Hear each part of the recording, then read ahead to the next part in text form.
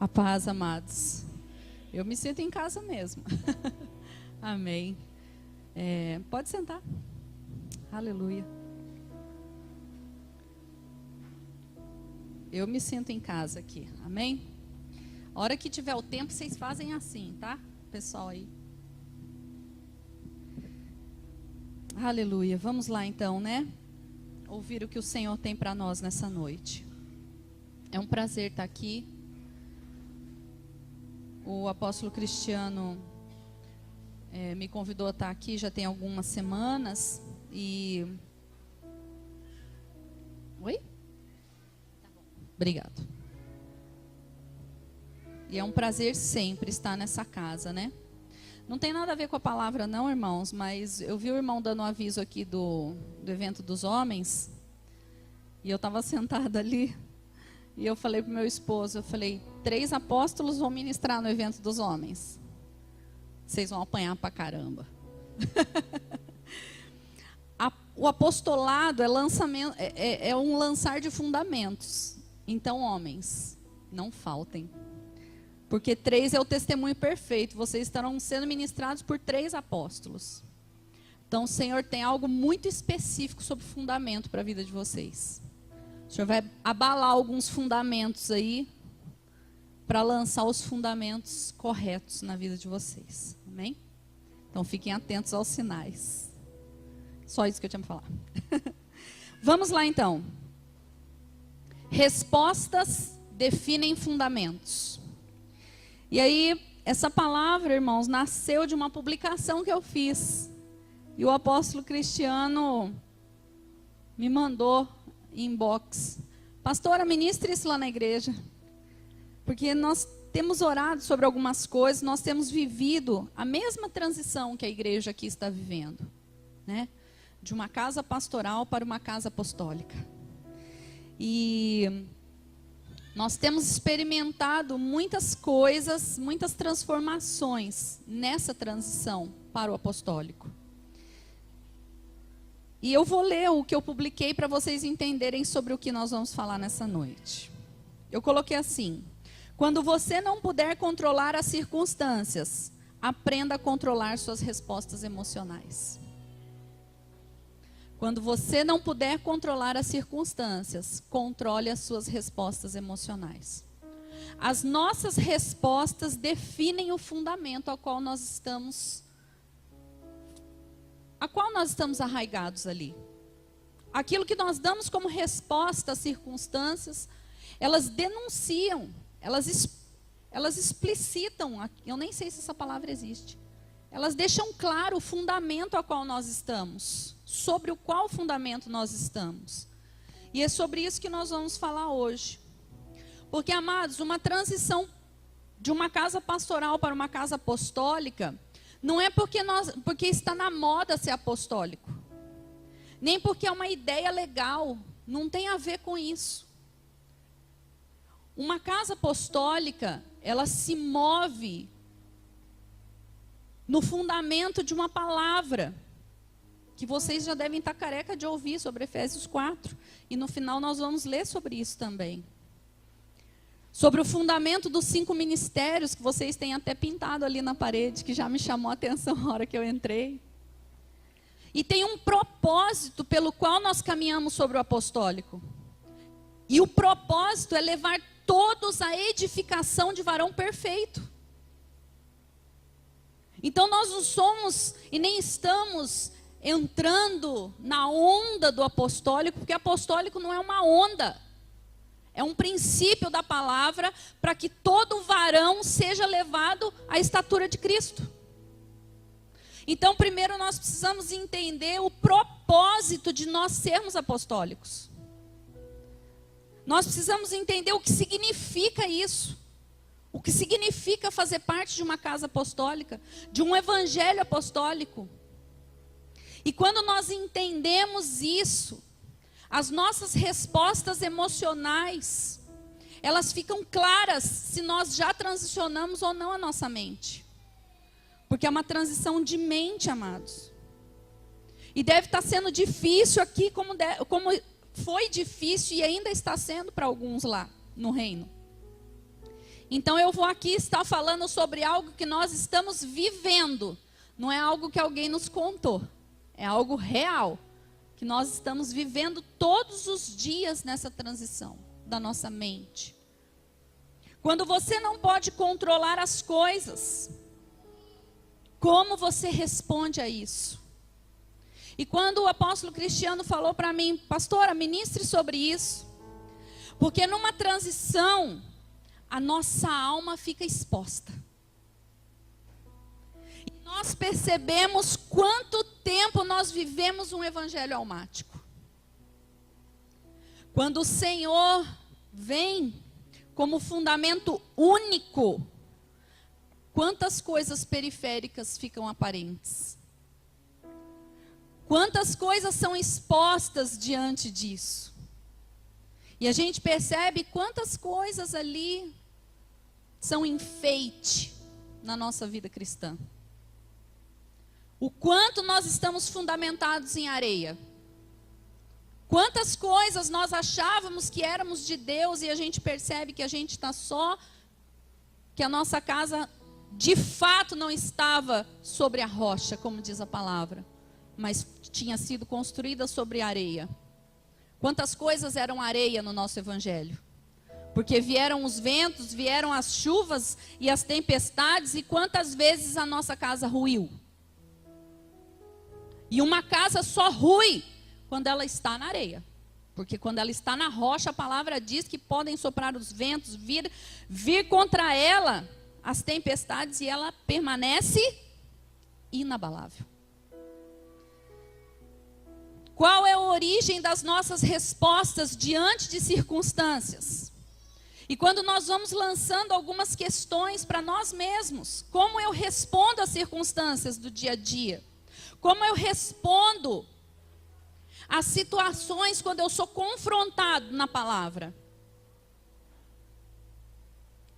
Porque no velho evangelho, você não é confrontado, porque ninguém quer te perder.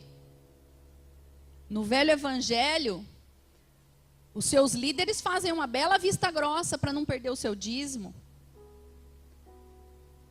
Mas no evangelho fundamentado sobre a rocha, amado, você precisa ser confrontado. E o seu pastor não pode ter medo de fazer isso. Porque ele precisa levar você à estatura de varão perfeito. E você precisa entender isso. Todos nós precisamos. Então nós começamos a nos questionar. Quem governa as nossas vidas? Ah, é Jesus, pastora. De primeira a gente tem essa resposta. Eu entreguei a minha vida para Jesus, então quem governa a minha vida é Jesus.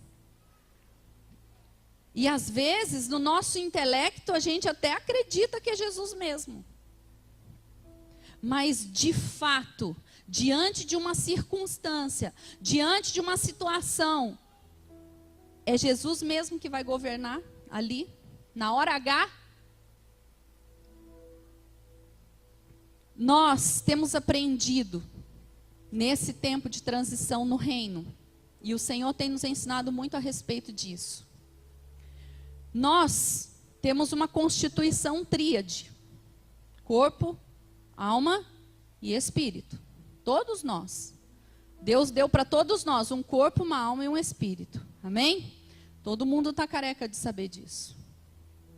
Mas essa constituição que o Senhor nos deu, ela tem uma ordem para ser vivida. E nós falamos, o homem é composto de quê? De corpo, de alma e de espírito. Mas a ordem de Deus, a ordem de governo de Deus, não é essa: corpo, alma e espírito. É espírito, alma e corpo.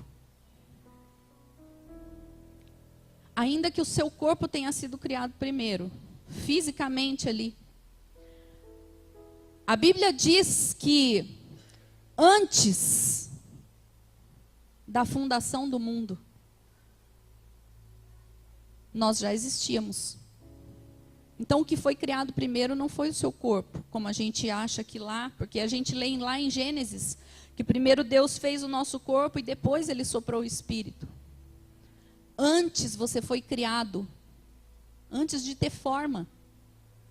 Você primeiro nasceu em Deus, na eternidade. Não havia um corpo para você, mas você já existia em Deus. Então existe uma ordem divina para que nós possamos viver o propósito de Deus na terra. Amém? O nosso corpo é o meio de execução da nossa vida. Através do nosso corpo a gente executa a vida. Amém? Você e eu temos um corpo que é um caminho. É por onde a gente age. Nós temos uma alma. E a alma é a nossa vontade. A alma é a sua vontade. É a sede dos seus desejos, das suas emoções, do que você gosta, do que você sente. Isso tudo está na alma. Deus nos deu uma alma que tem vontades, que tem gostos, que tem desejos, que tem sentimentos. E Deus nos deu um espírito, uma porção dele em nós. O Senhor soprou a sua essência em nós, isso é espírito.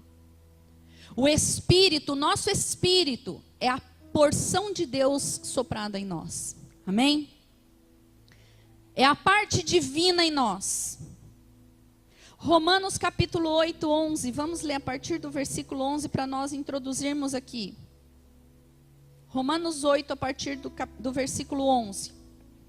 E se o espírito daquele que ressuscitou dos mortos a Jesus habita em vós, aquele que ressuscitou dos mortos a Jesus Cristo igualmente vos dará vida a seus corpos mortais, por intermédio do seu Espírito que habita em vós. Portanto, irmãos, estamos em dívida, não para com esta natureza carnal, para andarmos submissos a ela. Porque se viverdes de acordo com esta carne, certamente morrereis. No entanto, se pelo Espírito fizerdes morrer os atos do vosso corpo, vivereis. Porquanto todos os que são guiados pelo Espírito de Deus são filhos de Deus. Pois vós não recebestes um espírito que vos escravize para andardes uma vez mais atemorizados, mas recebestes o Espírito que os adota como filhos, por intermédio do qual clamamos Abba Pai. E o próprio Espírito Santo testifica em algumas versões, em algumas diz, comunica ao nosso espírito que somos filhos de Deus. E se somos filhos, então também somos herdeiros. Herdeiros de Deus e co-herdeiros com Cristo. Se realmente participarmos dos seus sofrimentos, para que da mesma maneira participemos de sua glória. Amém? Então, amados, primeira coisa que nós temos que entender aqui. O Espírito Santo comunica com o nosso espírito, com a porção do Espírito em nós. O Espírito Santo não comunica com a sua carne, e ele não comunica com a sua alma. Ele comunica com o Espírito. A língua, a parte de Deus que compreende a língua do Espírito Santo, é da mesma essência. Por isso que a Bíblia diz que é o Espírito Santo que testifica no nosso espírito que nós somos filhos. Então não há nenhuma outra comunicação que testifique a vontade do céu em nós, a não ser a do Espírito. É por isso que aqui diz, vocês não podem então dizer que tem o Espírito e viver uma vida de carne, porque a sua carne, o Espírito Santo não comunica a carne, comunica ao Espírito. O Espírito Santo não comunica a sua alma, porque a sua alma e a minha é sede de vontade. E vontade, irmão, se submete. Desejo se submete. Vontade e desejo se submete. Mas não se converte. Porque a sua alma não ouve de Deus. Quem ouve de Deus é o Espírito. E você conduz a sua alma ao Espírito. Vem 3 pessoas aqui rapidinho. Rapidinho, 3 pessoas. Vai, gente, 3 pessoas. 1, 2, 3. Pode ser qualquer um. 3 pessoas, falta um. Qualquer um.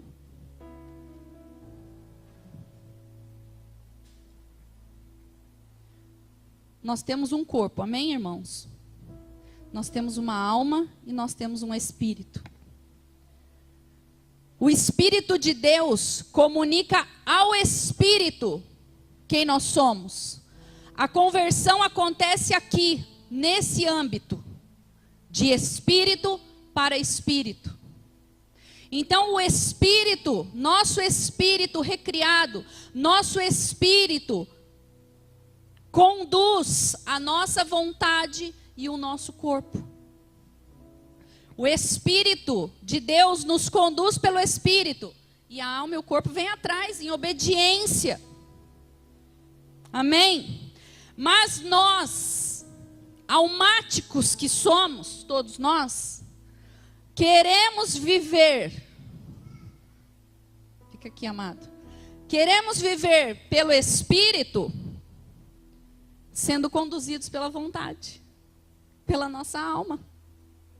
Vocês estão entendendo? Aí o que acontece? O Espírito Santo diz assim, ao seu espírito, eu quero que você faça isso. Mas a sua alma diz assim, ai, mas isso ia ser muito melhor daquele jeito. E você dá até um versículo bíblico para isso. Porque a sua alma, ela aprende a se mover de acordo com a sua satisfação. E aí nós nos enganamos. E vivemos uma vida conduzida pela nossa vontade. Só que o nosso espírito não reconhece essa comunicação. Então o nosso espírito se cala. E aí nós temos essa ordem. A nossa alma conduz o nosso corpo. E o nosso espírito está morto. Pode sentar. Vocês entenderam? Nós precisamos sair desse modelo de um evangelho de alma. A nossa alma foi feita para servir a vontade de Deus, não para conduzir a vontade de Deus. A nossa alma foi feita para obedecer o nosso espírito recriado. O nosso espírito avivado pelo Espírito Santo. E quando nós não entendemos isso, nós entramos num processo de um evangelho almático. Pastora, eu vou orar para ver se eu vou sentir de Deus de ofertar. Irmãos, desde quando você sente de ofertar? Oferta não é sentir. Oferta é um princípio que você obedece. Porque no seu espírito você já recebeu do Espírito Santo aquela verdade. Então você não tem que sentir, irmão, você tem que obedecer. Porque senão o espírito de avareza na sua vida vai te convencer de que não é de Deus de ofertar. Ele vai te dar assim 10 argumentos, porque você não está sentindo. Não, eu vou sentir, eu não estou sentindo de perdoar, pastor. Não estou sentindo de perdoar, irmão. Evangelho de alma. Evangelho de alma que quer sentir de perdoar. Perdoar é princípio. E princípio testifica no espírito. Se você for sentir de perdoar, você não perdoa ninguém. Porque a sua alma é sede de sentimentos. E aí o seu sentimento foi ferido. E aí o seu sentimento foi magoado. E aí você tem 10 motivos para não perdoar aquela pessoa. E aí você arruma um irmão que também tem uma ferida e fala, não, é isso mesmo, você já deu tanta chance. É alma comunicando com alma. E a gente continua levando um evangelho almático. sentir de ofertar. Nós tivemos a conferência de mulheres lá, mês passado. Nós tiramos 40 dias de jejum para a conferência de mulheres todos os anos. Quem é líder da casa, eu não tenho que convencer o cara a jejuar. Você é um líder da casa. Você é um ministro. Irmão, você não vai jejuar? Não, pastor, eu não senti de jejuar esse ano. Você não sentiu, irmão? E que Bíblia que você anda lendo? Jesus sentiu de ir para a cruz, irmãos. Ele sentiu de passar o cálice. Foi isso que ele sentiu. Pai, se der, passa esse cálice. Sabe quem estava falando? A alma de Jesus estava falando. É isso que Jesus sentiu, de passar o cálice. Mas ele não parou na alma. Mas não seja feita a minha vontade, mas a sua. Espírito. Testifica, Senhor. Tem um propósito no Espírito.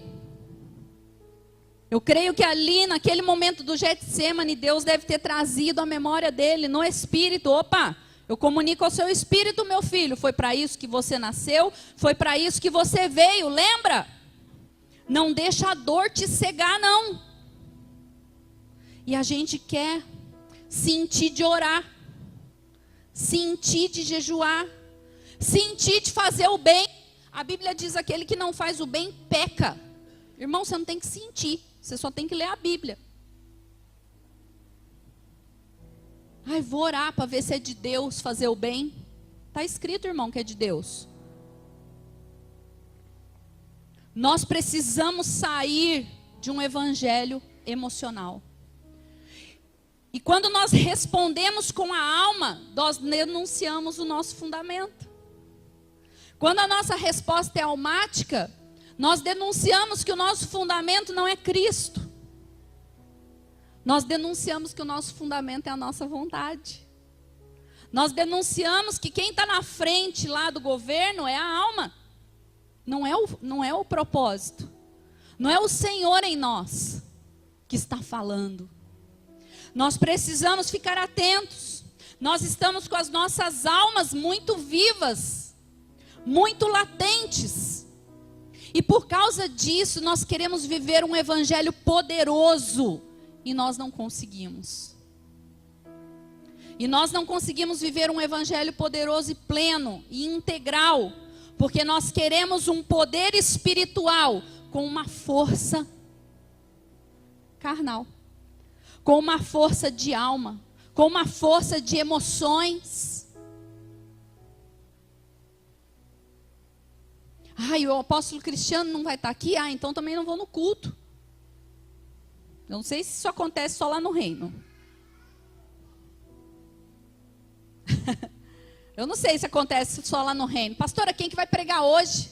Falei, o Espírito Santo, irmão. Não, mas assim, ele vai usar quem? Falei, por que você quer saber? Para saber se compensa ir no culto ou não? Isso é alma. Isso é alma, porque você está julgando a palavra pela pessoa. Você vê, irmão, como a gente é almático e nem percebe? A gente é almático demais. A gente fica dando nomes espirituais para inclinações de alma. A nossa alma é necessária. Quando a gente brinca muito lá na igreja. Ê, alma, morre alma. A alma tem que morrer, irmão. A alma é necessária. E quando a gente fala morre alma, a gente fala, faz ela se calar. É muita alma falando. Menos alma, irmão. Até as crianças lá no reino levam dessas. Olha a alma, minha filha. Isso é a alma. A nossa alma é necessária. Porque o Senhor não nos quer por obrigação. Lembra que a alma é a vontade? Deus quer que você sirva a Ele com vontade. Então a alma é o seu arbítrio. A alma é o seu poder de decidir. Por isso Deus te deu uma alma. Você tem esses sentimentos para que você tenha compaixão. Não é para você ter dó das pessoas, é para você ter compaixão. Porque Deus não tem dó de ninguém, irmão. Deus tem propósito. Ai, que dó. Deus não tem dó. Grava isso no seu espírito. Deus não tem dó, irmãos. Deus age por propósito, não age por dó. Então pare de ter dó do seu filho. Corrija o seu filho. Ai, tenho dó. Já ouvi isso. Pastor, eu tenho dó de corrigir. Não tenha dó. Deus não tem dó de pessoas. Deus se compadece de pessoas. Não tenha dó de pessoas. Tenha compaixão. Por isso Deus te deu uma alma. Mas para que a sua alma seja conduzida pela palavra, pelo princípio, pela verdade. Amém? Nós precisamos estar atentos aos princípios da palavra. Você quer saber? Quando uma pessoa é muito almática, irmão, pode ter certeza que o secreto dela é um caco. Uma pessoa muito almática denuncia que não lê a palavra. Uma pessoa almática denuncia que não ora. Uma pessoa almática denuncia que não tem vida com Deus. Você quer saber se uma pessoa tem vida de secreto? Olhe para o tamanho da alma dela. Olhe para o tamanho da alma dela. Eu não sei.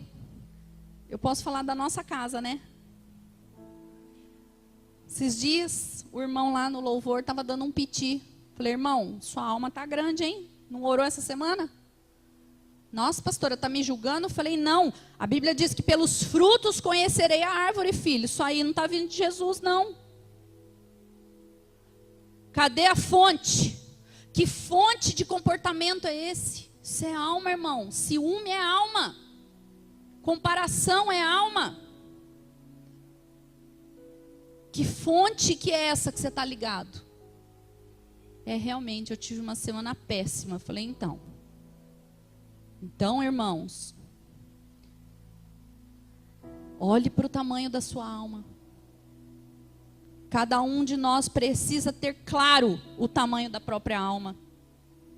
A Bíblia diz que nós devemos analisar nós mesmos. Nós precisamos conduzir a nossa alma ao Senhor. Só dá chilique na cruz quem não morreu no Getsemane. Sabe quem estava dando chilique na cruz, irmãos? O ladrão. É o ladrão que estava lá. Ah, me tira daqui! Ah! Irmão, você está gritando na cruz? É porque você pulou o Getsemane. Antes da cruz tem um lugar, tem um jardim na Bíblia que chama Getsemane. No Getsemane é que você morre de fato, não é na cruz. Na cruz a Bíblia diz que Jesus entregou o espírito.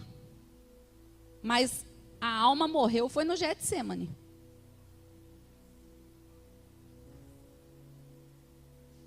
Sabe por que a gente não consegue entregar o espírito na cruz? Porque a gente quer pular. A gente quer pular o Getsemane. A gente quer pular o lugar secreto. A gente quer pular o lugar aonde a gente vai com esse monte de vontade que a gente tem e fica lá diante do Senhor orando e suando sangue até morrer. Foi isso que Jesus fez.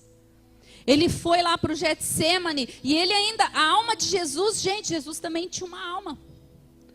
Por isso que você e eu temos condições de sujeitá-la. Porque Jesus provou que podia. A coisa estava tão pesada para o lado de Cristo, que ele estava orando ali e ele falou, nossa, estou sozinho. Você já teve um chilique desse? Teve convocação para orar aqui na igreja, aí não vem ninguém, só vem você. Aí tem faxina, só vem você. Aí você fica dando chilique, nossa, eu estou aqui, ó. Cadê o fulano? Não está fazendo nada, Beltrano também não veio. Então, Jesus estava lá e começou, nossa, não tem ninguém aqui orando comigo, pedi para os meus amigos. Aí não satisfeito, ele foi lá chamar. Vocês não podem jejuar, nem orar, nem vigiar comigo, nem por 1 hora? Ah, tá, pof, dormiram de novo. Ignoraram o chamado do mestre. Sabe por quê, irmãos? Porque para matar a sua alma, você vai matar sozinho. Você precisa entender que há um lugar que você precisa ir sozinho. É você e Deus. É você e Deus ali. Até que a sua alma se sujeite. Até que você morra na sua vontade. E a partir do momento que Cristo declara, não seja feita, Senhor, a minha vontade, mas a tua. Acabou, agora você pode ir para a cruz feliz. Lá podem te chamar do que quiser, lá podem te cutucar com a lança, lá podem te cuspir, lá podem fazer o que quiser. Porque ali é só lugar de entregar o Espírito, sua alma já está morta. A sua vontade já foi subjugada. E nós queremos viver reino de Deus com as nossas almas vivas, latentes, cheias de vontade. Quem tem problema de vontade dentro de casa? Todo mundo tem, não tem? Um gosta de comer frango e o outro gosta de comer bife. Vontade. A mulher quer fazer dieta e o marido quer comer hambúrguer no fim do culto. Vontade. É um desencontro de vontade. Não é? Fala a Deus, olha lá, ó. Não é só na minha casa que acontece isso. Agora imagina numa igreja que tem 100 pessoas com 100 almas e 100 vontades diferentes. Que beleza. Um quer o vaso ali. O outro não gosta do vaso ali, gosta do vaso aqui. Aí um gostou que o AP pintou a parede de preto. O outro achou um horror, quer que pinta de branco. Aí o outro quer que pinta de laranja. Eu estou dando um exemplo banal, irmãos. Mas quantas vezes coisas banais se tornam uma guerra dentro da igreja? Vontade. Alma. Emoção. E nós vamos então vivendo um evangelho dessa forma. Um evangelho que não produz transformação na terra. Sabe por que as nossas respostas são emocionais? Porque nós vivemos um evangelho emocional. E o evangelho emocional, o evangelho almático, nos conduz a orações inúteis. Sabe o que é uma oração inútil? Deus, tira de mim essa vontade de pecar. Sério, irmão? A Bíblia diz assim, Deus falou para Caim: ai, mas é porque o senhor não recebeu a minha oferta que eu fui obrigado a matar o meu irmão. Ao seu desejo, filho, cabe a ti dominá-lo. Você quer que Deus, irmão, mate a sua vontade?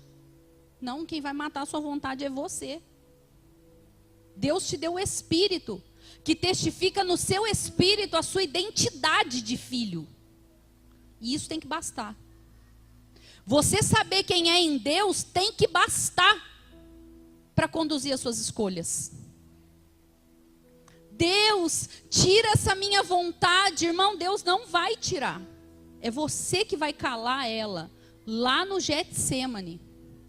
É você que vai orar e suar sangue lá até você subjugar o seu desejo natural, de homem natural e de mulher natural.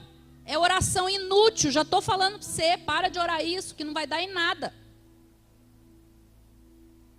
Um homem espiritual subjuga uma alma carnal. É o seu homem espiritual que faz calar o seu homem natural. Você precisa, e eu preciso, e todos nós precisamos entender isso. Oração inútil. Deus olha para nós e fala: filho, já te dei Jesus, já te dei o Espírito Santo, já te dei. E você quer que eu vá interferir no seu homem natural? Faça você calar o homem natural que está em você. Eu já te dei o meu Espírito. A minha porção divina habita em você. Oração inútil. Deus, me tira desse deserto. Quem já orou isso? Não precisa levantar a mão não. Eu já orei um monte isso. Ai, Deus, me tira desse deserto. Ai, Deus, que deserto comprido. Ai, Deus. Você sabe para que serve o deserto, irmão?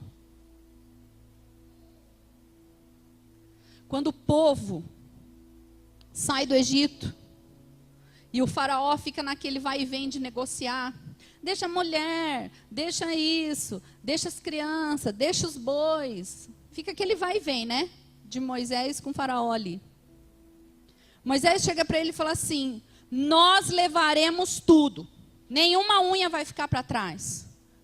Porque vamos ao deserto para fazer uma festa e adorarmos ao Senhor. Sabe para que serve deserto, irmão, na nossa vida? Para fazermos uma festa e adorarmos ao Senhor. E você quer sair do deserto. Você quer pular do Egito para Canaã. Você quer dar um salto, pular o deserto. Não dá para pular o deserto. Entenda isso. Deus me tira do deserto. Ele não vai tirar o deserto, porque o deserto tem um propósito de existir na nossa vida. Deus nos conduz ao deserto para celebrarmos uma festa e adorarmos ao Senhor. E você está orando para sair do deserto. Para Deus te tirar do deserto, mas é Deus que te pôs no deserto, irmão. Não, porque Satanás me levou para o deserto. Satanás não leva ninguém para o deserto. É Deus que nos leva ao deserto. É Deus que nos conduz a um caminho para nós entendermos o que é adorar a Deus na dificuldade. O que é adorar Deus na aflição. Há coisas que nós só vamos aprender no deserto. Todo mundo quer maná do céu. Irmão, o único lugar que cai maná do céu é no deserto. Em Canaã não caiu maná do céu. Em Canaã eles tiveram que plantar, que cultivar a terra, que destruir gigante. E você quer maná em Canaã. Não vai rolar, irmão. Maná só cai no deserto. Deserto tem propósito, oração inútil. Porque a gente está ali no deserto e a gente está com a nossa alma dilacerada. Não é? Porque no deserto o pau come no deserto. No deserto a coisa fica feia. No deserto você não tem controle do deserto. No deserto, irmão, você aprende a depender de Deus. No deserto você aprende a orar. Porque lá em Canaã a gente é uns relaxados que não ora. A hora que o bicho começa a pegar, todo mundo aprende a orar, do dia para a noite. E ler palavra, a pastora me dá um livro. Nós tivemos um irmão na nossa igreja, congregou com a gente 5 anos. 5 anos de cai, levanta, cai, levanta, cai, levanta, cai, levanta. Foi preso. Foi preso. Tá um crente de primeira. Falei, Deus, mas podia ter sido preso antes esse rapaz? Já alinhava o negócio antes? Tá chique, irmão. Lê um livro por semana, porque eu não sei se vocês sabem. Na cadeia tem uma lei, mas tem uma lei lá dentro incrível. Não pode ter briga na cela, não pode tomar banho fora de hora, não pode mexer nas coisas dos outros sem pedir, não pode tomar nada emprestado, não pode fazer barulho, não pode falar alto. Fala baixo. Está tendo problema? Quer conversar? Fale baixo. Não pode gritar aqui. E lá todo mundo obedece. Pois não é que o irmão se converteu lá? Há desertos necessários na nossa vida.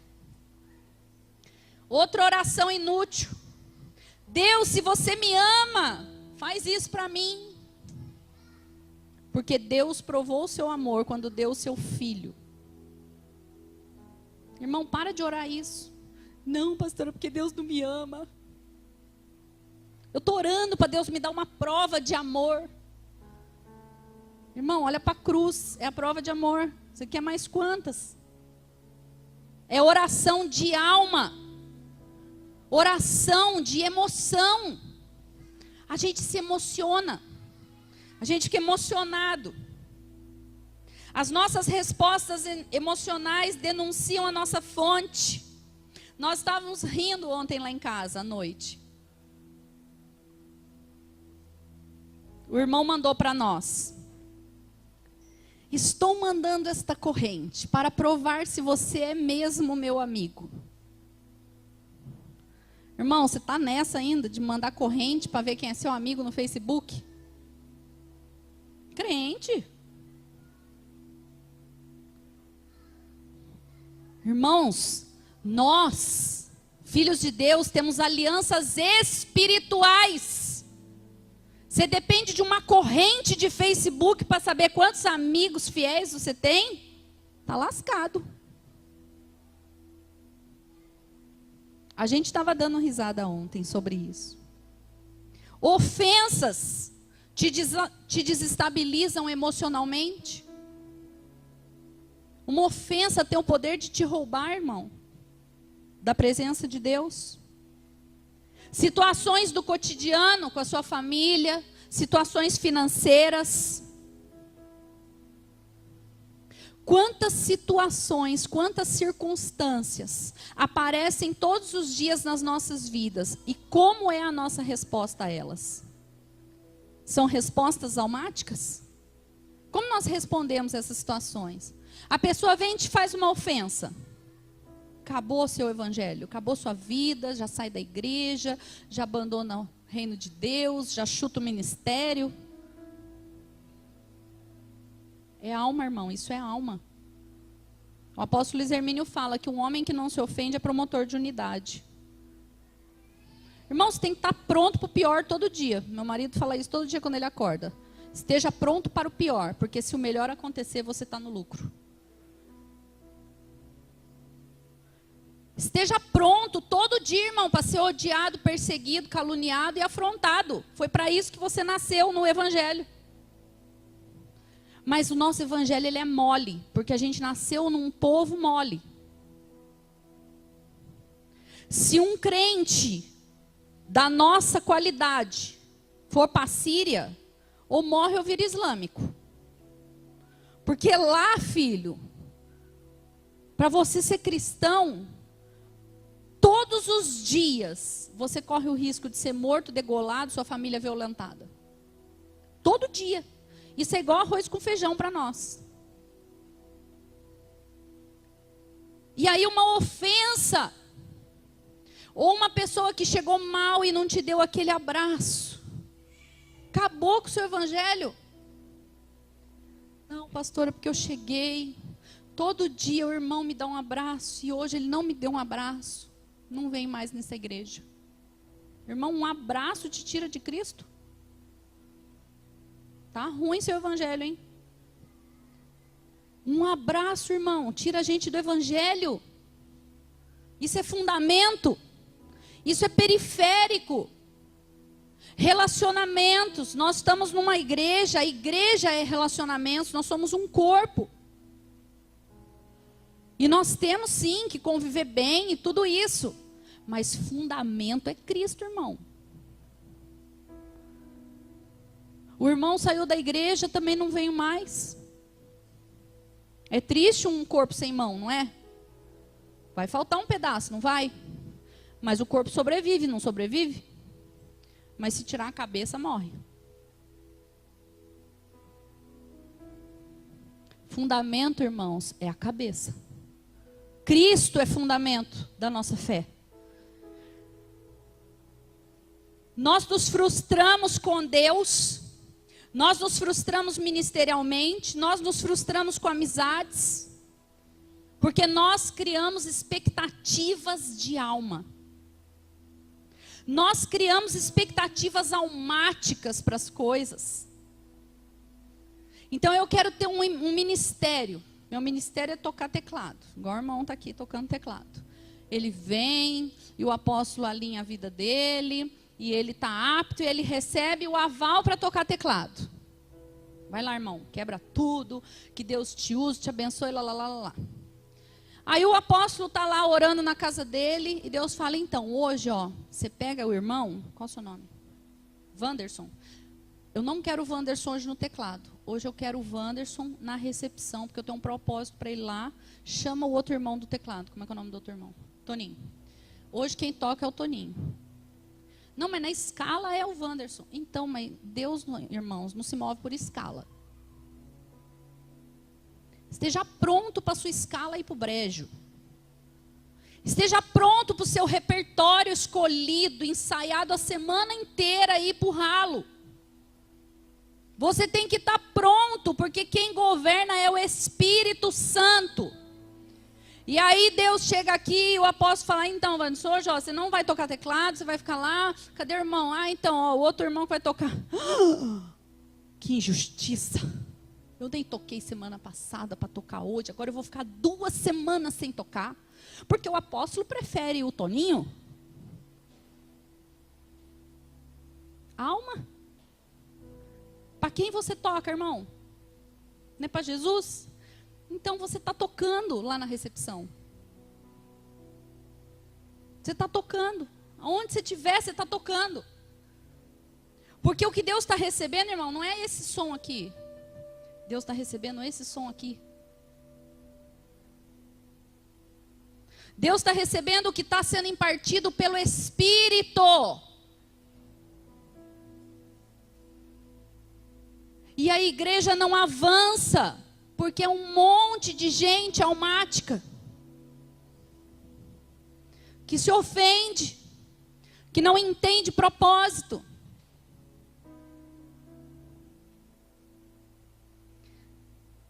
Pare de se emocionar, irmão. Pare de ficar emocionado. Ai, emocionei. Não emociona não, irmão. Volta. Volta para o Espírito. Entenda no Espírito os propósitos de Deus. Entenda que o corpo, ele tem um mover específico. Tem algo para o dia. Tem algo para acontecer através da sua vida. E vai ter dias que acontecer através da sua vida é você fazer nada. Quando um almático cria expectativas, tudo gira em torno das suas emoções. E isso eu posso falar, irmãos, de cadeira. Porque essa é uma área que Deus me destruiu. Aniquilou. Exterminou por completo da minha vida. Porque eu me converti e eu fui formada numa casa pastoral, que foi uma bênção em muitas áreas da minha vida. Aprendi muita coisa, tenho uma grande gratidão. Mas eu não fui tratada na minha alma. Eu não fui tratada na minha alma. Então eu era uma pastora almática, que me movia almaticamente. E quando você é almático, tudo você julga pelas suas emoções. E você cria expectativas emocionais. Sabe por que os pastores estão doentes? Porque eu dei a minha vida e pela igreja, e olha o fim que deu. Meu irmão, você deu a vida pela igreja porque é propósito. Chora mais que está pouco. Nós fomos chamados para dar a vida. E a gente quer um troféu por isso. Mas o almático, falando de mim mesma, você vai, se dedica. Quem já ouviu esse discurso? Se dedica na vida da pessoa e discipula ela e ama ela e põe ela dentro da sua casa. Eu estou falando um discurso que eu já fiz. E aí a pessoa te dá as costas. E aí a sua vida acaba. Seu ministério acaba, você entra em crise. Porque você acha que acabou. Isso é alma. Expectativas almáticas. Respostas almáticas. Nós precisamos entender que aquilo que nós temos que viver em Deus é pelo Espírito. E por um propósito, irmãos. Aquilo que eu e você somos chamados para fazer não tem a ver com os outros, tem a ver com a gente mesmo. Você foi, dedicou a sua vida inteira, discipulou, amou, a pessoa te deu as costas, que pena para ela. Ela não vai viver o que Deus tem para ela, mas você viveu o que Deus tinha para você. Amar, discipular e dar a sua vida. Então está tudo certo. E isso não pode nos parar. Porque você não faz para pessoas, você faz para Deus, lembra? O chamado é para o Senhor. Nós precisamos alinhar os nossos espíritos ao Espírito de Deus. Ministério é por propósito, não é por realização pessoal. Ai, pastora, a vida inteira eu quis dançar e aí eu nunca pude dançar, então agora eu estou na igreja, eu quero dançar. Eu tenho que dançar, eu quero dançar. Irmãos, não é bailarina gospel. Dançar é por propósito, é ser um adorador da dança. Não é porque você tem uma frustração e nunca dançou, então agora pode dançar. Ministério é por propósito. Deus tem isso na sua vida. Deus tem um encargo profético na adoração com danças. Porque a adoração com danças é um encargo profético. Você é um profeta da dança.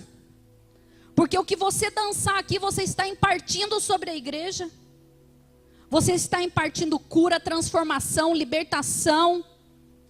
Ah não, eu só quero dar 2 para lá, 2 para cá. Então, irmão, seu chamado não é dança. Não, eu quero dançar, porque dançar não precisa ler a Bíblia. Ah não? Você vai lançar decreto do quê se você não sabe o que é um decreto? Ministério é por propósito, não é realização pessoal. Ministério se move por caráter de Cristo, não por dom e capacidade. Qualquer pessoa, e Deus tem um chamado para cada um. Pode não ser os 5 ministérios especificamente, mas tem outros ministérios na casa de Deus.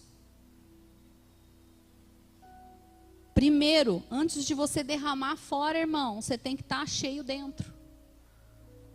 Não, põe o irmão na faxina porque ele está se alinhando ainda. Porque na faxina ele pode ser torto. Então, diaconia é um ministério de gente torta. Não, só os alinhados põem no altar. E os desalinhados põem para trabalhar na cozinha.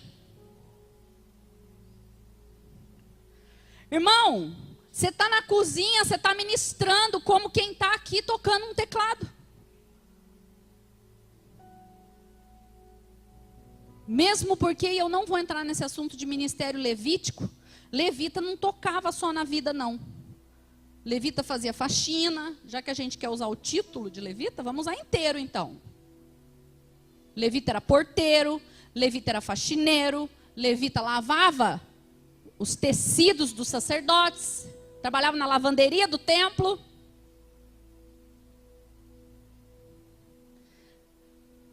Caráter alinhado.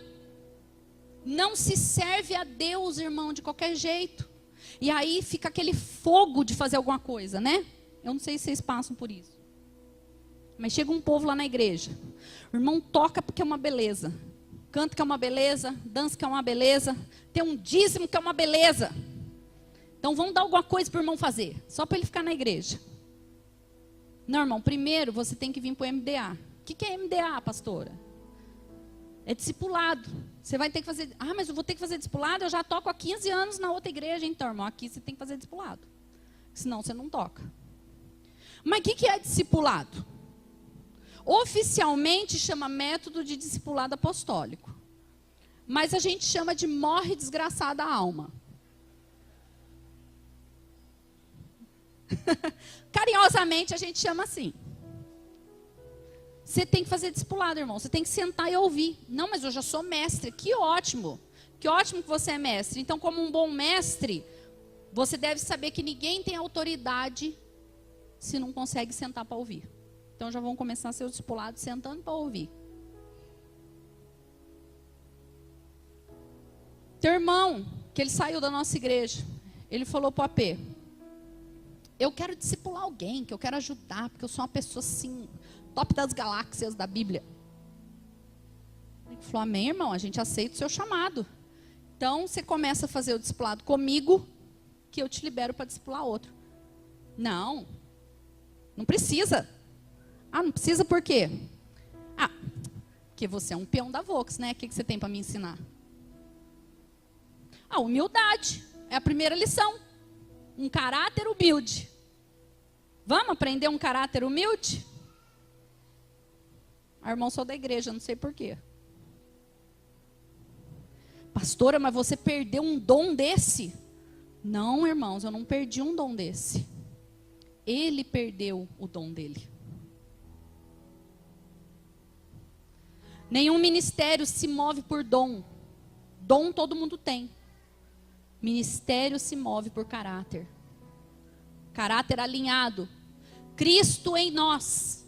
O caráter de Cristo nas nossas vidas. Você e eu precisamos entender que nenhum ministério se move por alianças de amizade.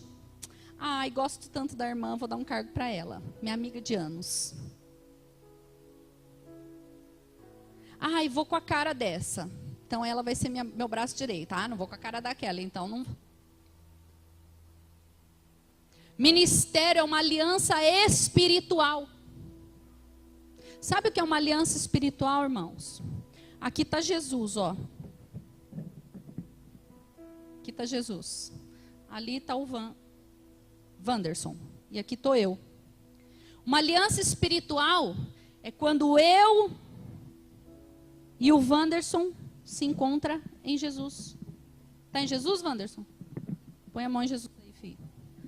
Então a gente tem uma aliança. Isso é uma aliança de espírito. Eu saí de Jesus, quero ter uma aliança de amizade com o Wanderson aqui, ó, no paralelo. Porque eu acho o Wanderson legal. O Wanderson fala, não, vá até Jesus, para a gente ter uma aliança. Em Jesus, nós temos uma aliança eterna. Sabe por quê, irmãos? Porque em Jesus, se ele me ofender, a ofensa dele para em Jesus, não chega em mim. Em Jesus, a minha falta de perdão, ela tem que morrer. Porque eu tenho que perdoar em Jesus. Se eu estou em Jesus, eu tenho que perdoar, irmão. Não tem escapatória para mim.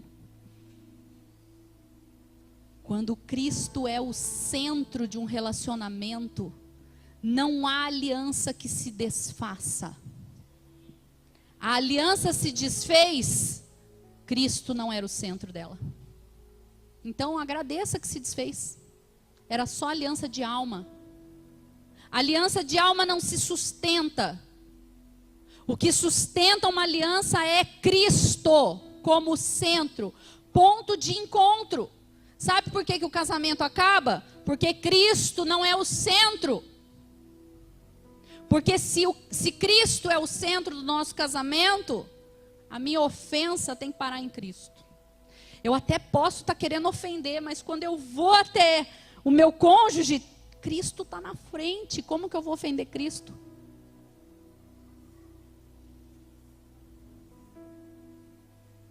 E se eu pulei esse caminho e ofendi, o outro se encontrou em Cristo e precisa me perdoar. Quando existe Cristo, todo ministério se move por aliança. Um ministério que não se move por aliança, se move por amizade, vai dar errado. Nós fechamos a porta 3 anos atrás. Porque tudo isso que eu falei nós vivemos. Nós vivemos ministério por realização pessoal. Nós colocamos pessoas por dom e capacidade. Nós nomeamos líderes por amizade. A igreja acabou em 3 anos. Não estou falando de uma coisa que já me contaram. Fechou a igreja. E nós tivemos que começar do zero. Não dá certo. Porque quebrou um princípio da palavra, irmãos. Mateus 11, 16 a 19. Vamos ler rapidinho. Mateus 11. Eu falo meio devagar, né, gente? Vou tentar acelerar aqui. Mateus 11, 16 a 19.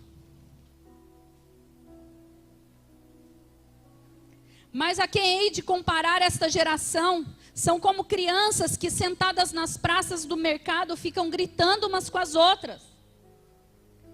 Nós vos tocamos música de casamento e vocês não dançam, entoamos lamentos fúnebres e vocês não pranteiam. Assim veio João, que jejua e não bebe vinho, e dizem, está com demônio. Então vem o Filho do Homem comendo e bebendo e diz, eis aí um glutão e um bebedor, amigo de publicano e pecador. Todavia, a sabedoria é comprovada pelas obras que são seus frutos.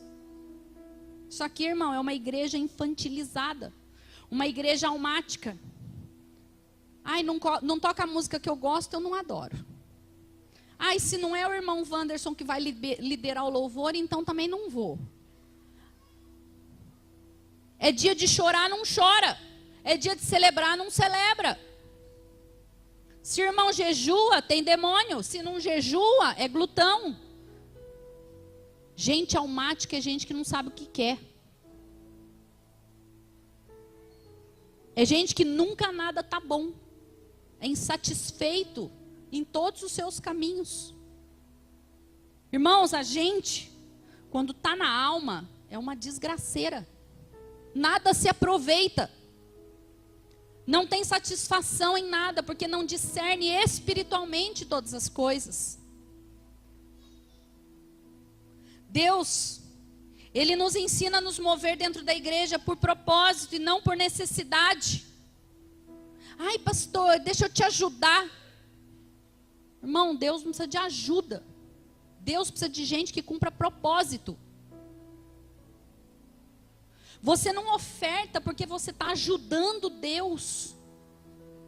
Não, vou ofertar esse mês porque a igreja está no perrengue. Então não oferta, irmão. Ou você entende oferta, propósito de ofertar, de dizimar, de primiciar, de esmolar, de poupar. São princípios financeiros da palavra. Você precisa saber a diferença de uma oferta e de uma esmola. Está tudo na Bíblia. Esmola você dá por necessidade. O irmão não tem blusa, então eu vou dar a minha blusa. Isso é uma esmola. Esmola não é dar dinheirinho no farol, não, irmão. Esmola é tudo que você dá por necessidade.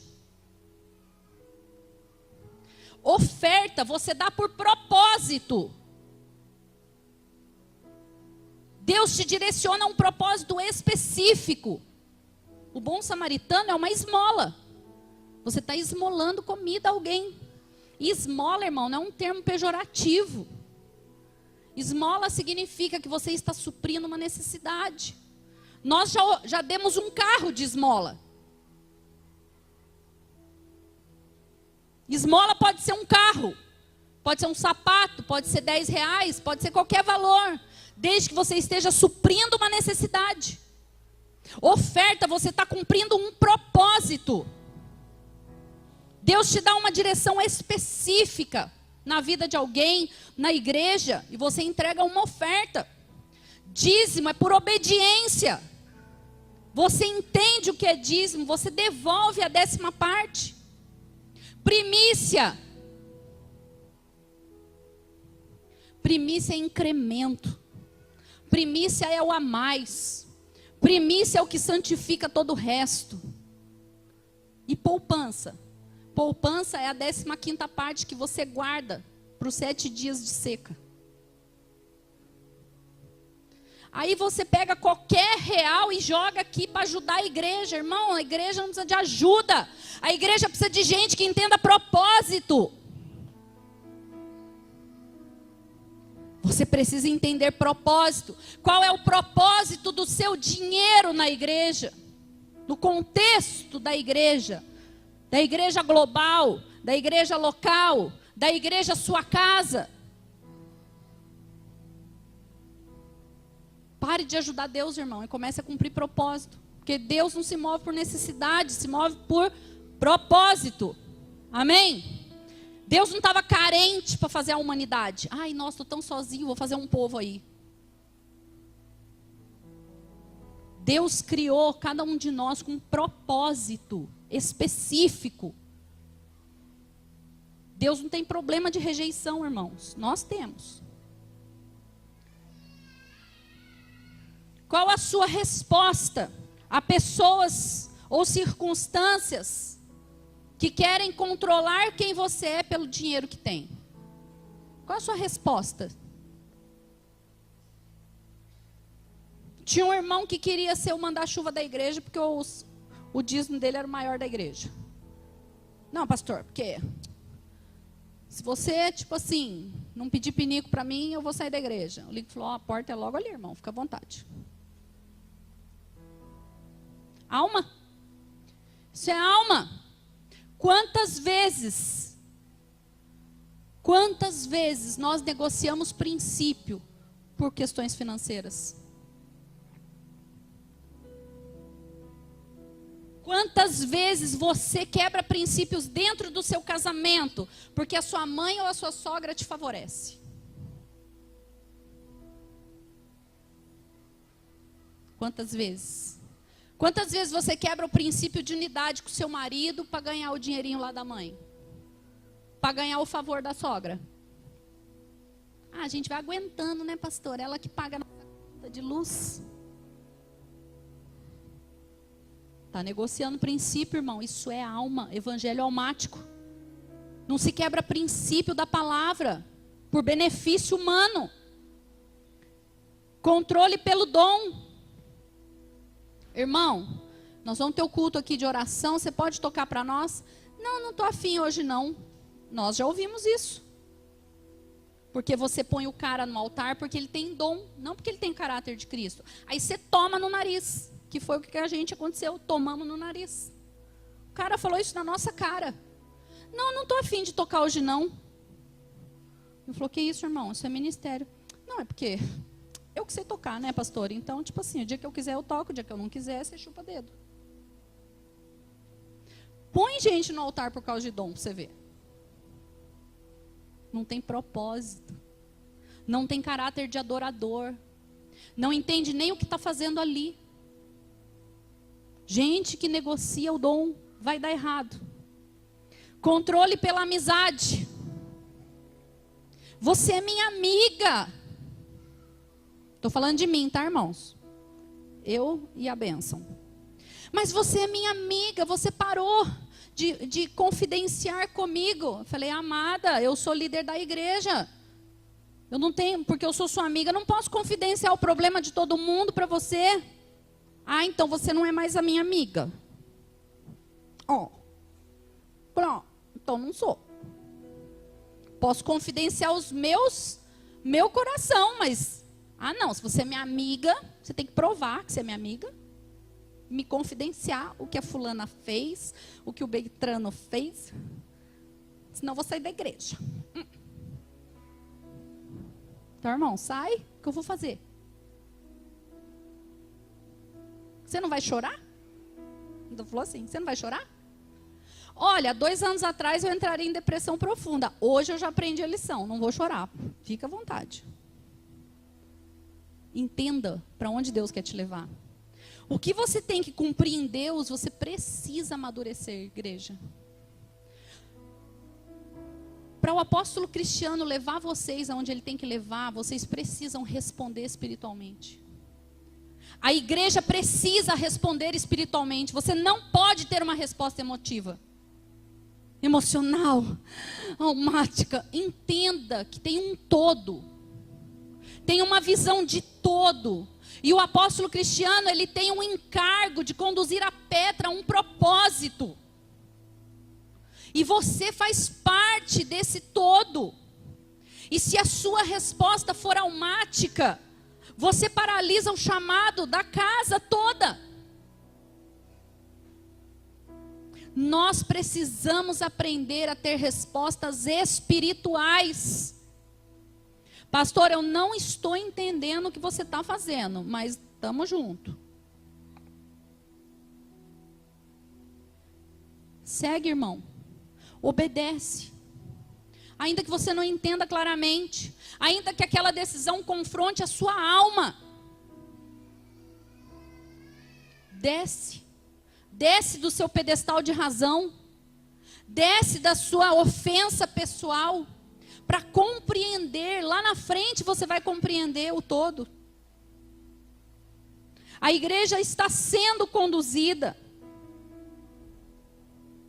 Nós estávamos num período de transição muito violento na igreja.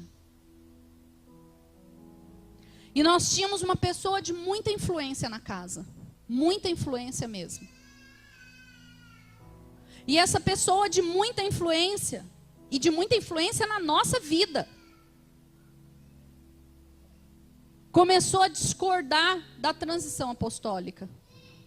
Porque esses métodos, nós começamos a entender, a não nos mover mais por necessidade. Nós começamos a entender, a nos mover por propósito. Nós começamos a entender o propósito real de uma casa apostólica.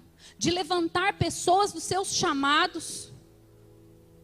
Então não é mais só um pastor que detém. Deus pode levantar quantos pastores numa casa? Quantos são pastores aqui nessa casa? 1, 2, 3, 4 pastores numa casa. Sabe qual é o problema de uma visão apostólica? Muitas pessoas ativadas. Não tem um nome que é o foco da casa. O irmão espiritual. O irmão, aquela irmã que ora. Não, quantos aqui tem chamado profético? Quantos mestres podem ser levantados numa casa? Quantos diáconos, cada um no seu chamado, cada um sendo ativado no seu propósito? Quantos adoradores? Todos podem ser treinados. Não tem mais o líder de louvor. Quantos podem ser ativados? Se tem o chamado para isso? E esse irmão muito influente começou a trazer uma confusão para dentro da casa. Nos bastidores da casa. Mas é nosso amigo. Como que a gente vai confrontar o nosso amigo? Vamos ver se Jesus está no meio. Vamos ver se Jesus está no meio dessa amizade? Vamos fazer o teste? Porque se Jesus estiver no meio, vai dar tudo certo. Irmão, você não pode fazer isso, irmão. Isso é pecado que você está fazendo. Você lachon hará, maledicência. Que absurdo. Eu e a minha família estamos indo embora. Então não tinha Jesus no centro. Porque quando Jesus é o centro, irmão, há arrependimento.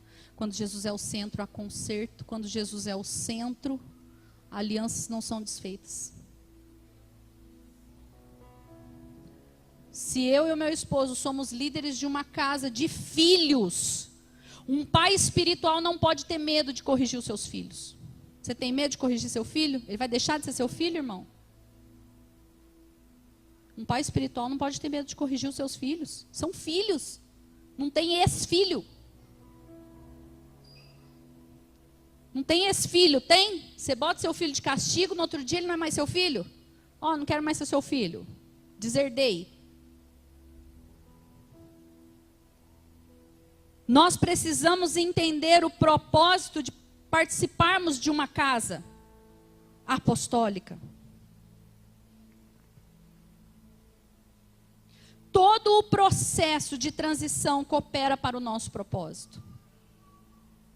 Nós experimentamos da pior maneira a transição emocional para uma transição espiritual. Eu fiquei 10 meses de cama. 10 meses de cama, com depressão.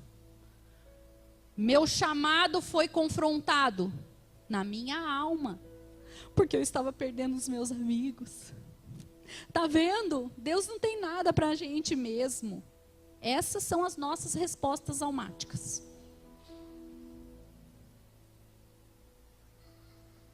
Ou nós rompemos com a nossa alma e entendemos espiritualmente o que Deus está fazendo, ou nós não vamos conseguir viver o propósito de Deus. Deus precisou me ensinar através desse processo Nossa, pastor, então o ministério apostólico é um ministério frio e calculista? Não. Não é frio e calculista, mas é um ministério que se move pelo Espírito.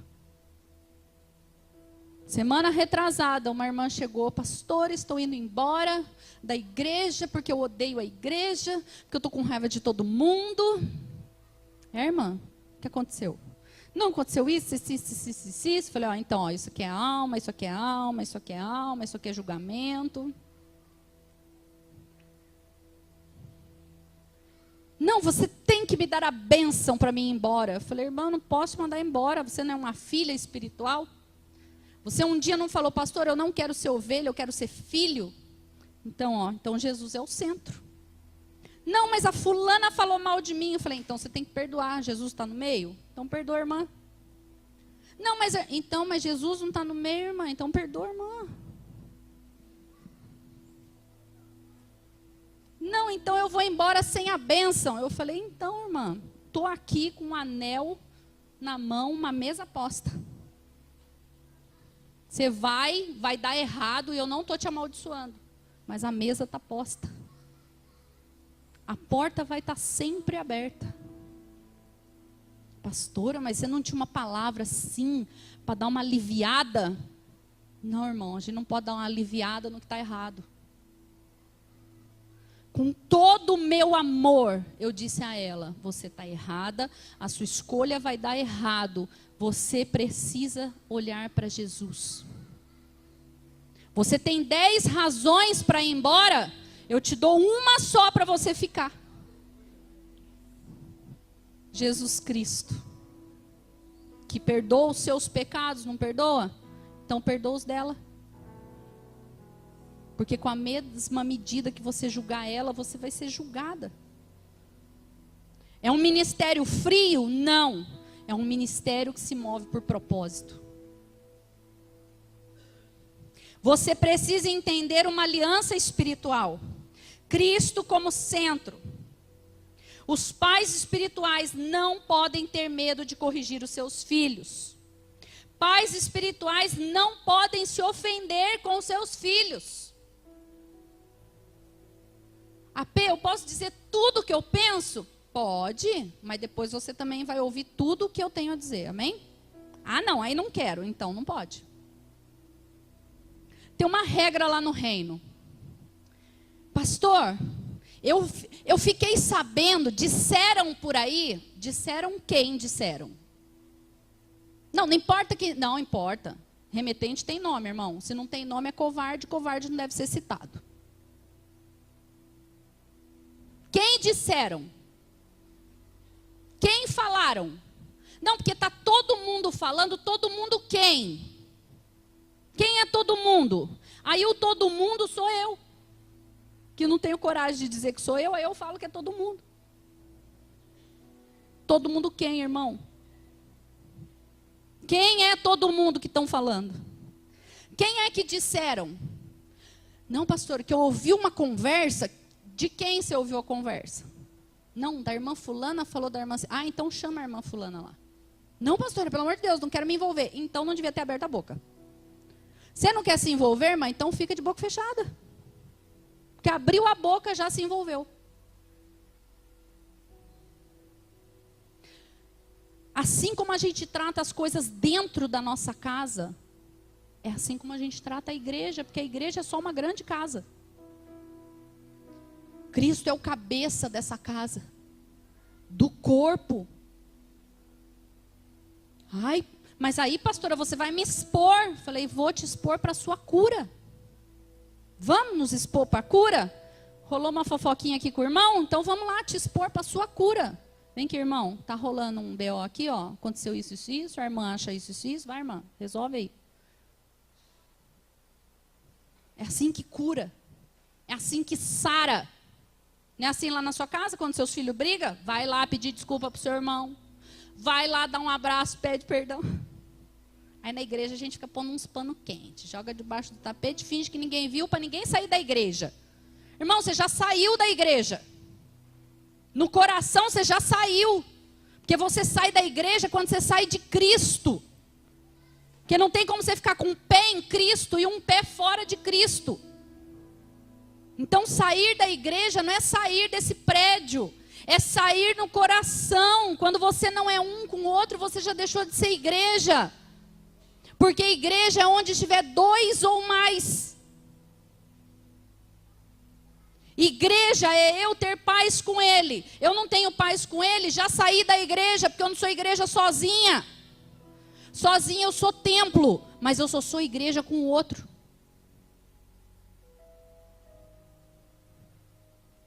Filhos, parem de achar que receber correção é uma ofensa, é uma implicância. Todo filho espiritual precisa entender que carrega um propósito.